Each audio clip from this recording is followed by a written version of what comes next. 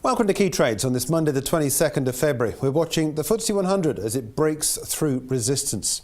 Also looking at gold as money goes into equities, it comes out of the precious metal.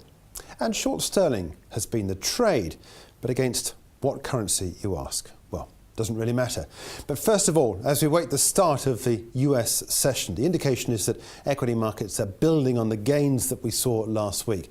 But what about the levels to watch? Let's turn now to David Madden to take a look in some more detail at the FTSE 100. The FTSE 100 has been on the rise since the 11th of February and is currently running to resistance at last week's high of 6,033. Should we see an hourly close above that level, that'll be a bullish indicator, and the next big level of resistance to watch out for on the horizon will be 60.85 and beyond that 61.28.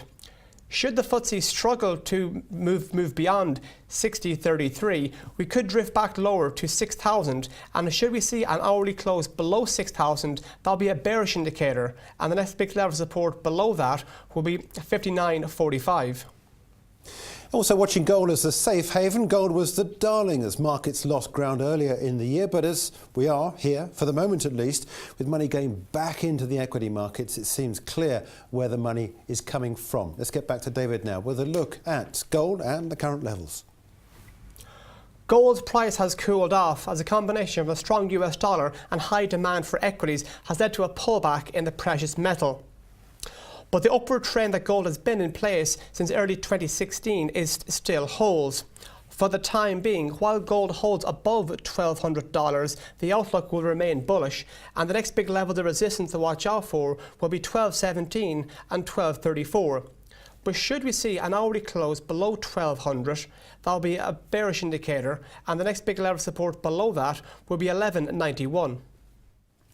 Meanwhile, the FX markets overnight as the weekend's news that the out campaign for the UK's relationship with the EU received a boost with Boris Johnson joining the club. Money was coming out of sterling in favour of, well, at least overnight, the major Asia-Pacific currencies, the Aussie, the yen, the Kiwi, etc. And here we are now with losses against the dollar, the euro and most other all-comers. Let's take a look now in some more detail about just where we are for the pound against the US dollar.